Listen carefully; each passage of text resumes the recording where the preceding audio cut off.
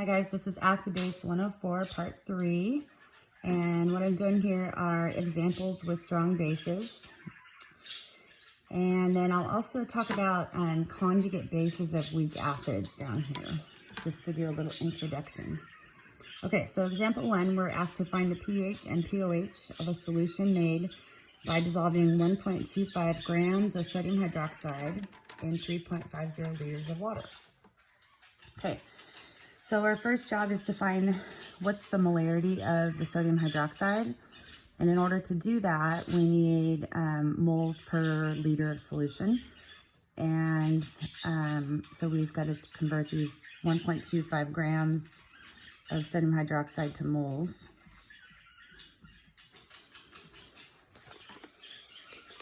And so I need a molar mass.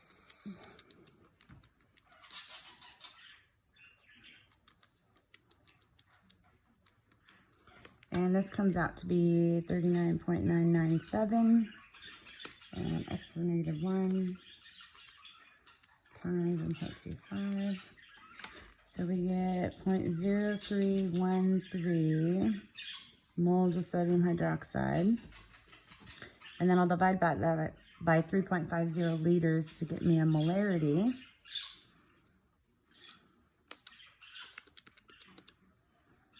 And the molarity comes out to be 0.00893. And this is the molarity of the base, which is the hydroxide, 0.00893 molar in NaOH.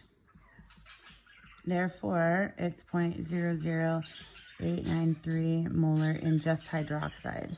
Now, if this for some reason had like NaOH2, which wouldn't exist, but like MgOH2 or CaOH2, then I would take this concentration and multiply it by 2 to get to the hydroxide concentration.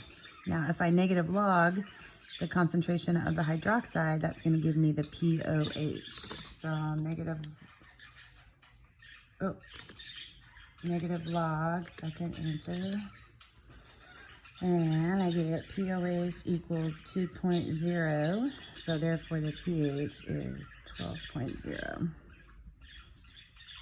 So that's our first example. And our second example is to calculate the pH and pOH of a solution made when 10.5 milliliters of 4 molar potassium hydroxide is diluted to 250 milliliters. Okay, so we want to really hone in on this word right here. Anytime you see the word diluted, you're going to use the M1V1 equals M2V2 equation, where M1 is original molarity, V1 is the original volume, M2 is the original is the secondary molarity after the dilution, and V2 is the volume after dilution. Okay, so our M1 here is 4 molar. And our V1 is 10.5 milliliters. And that's equal to the molarity secondary, which is what we're looking for, because we have to find the molarity of this KOH. And then the volume afterwards is 250 milliliters. So we're just going to do some baby algebra here. And we're going to get 4 times 10.5 divided by 250. And so the M2 comes out to be 0.168, and that's equal to the concentration of the potassium hydroxide. Therefore, the concentration of the hydroxide is 0.168 also, because there's only one hydroxide for every one potassium hydroxide. Okay, so if I negative log that concentration,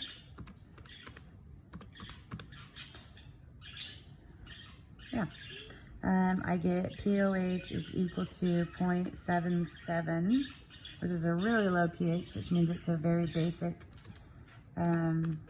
solution.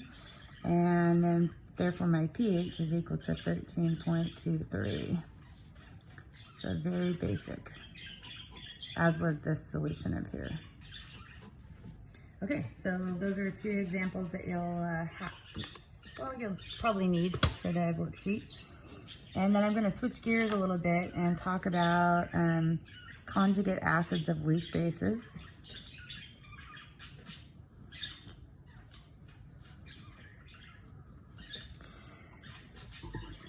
Okay, so let's say that we have a weak acid, HX. So weak acid HX gives the conjugate base X negative 1. So this is the conjugate base. If for some reason X negative 1, this substance, is placed in water by itself, so if X negative 1 is in water by way of a salt, which we'll talk about in 105, I think, or 106. If this substance is in water, it will react with the water as a base.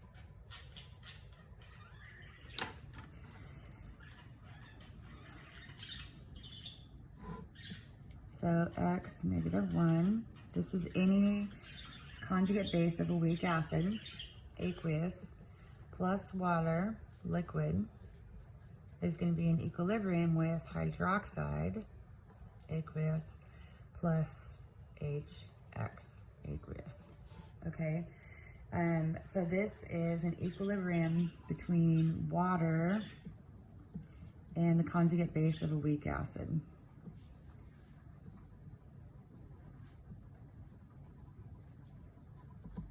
And it takes practice to recognize conjugate bases of weak acids, but over time you will learn to recognize them.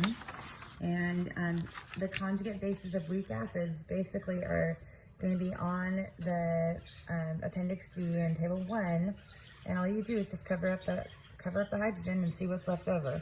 So for example, acetic acid, the conjugate base of acetic acid is the acetate ion. Take away that hydrogen, you have C2H3O2 negative 1. Okay, so acetic acid is the acetate ion. Arsenic acid would be the arsenate ion. Arsenous acid would be the arsenite ion. Ascorbic acid would be the ascorbate ion. Carbonic acid would be the carbonate ion. So just be on the lookout for those. Okay, that's it for Acid Base 104. Thank you.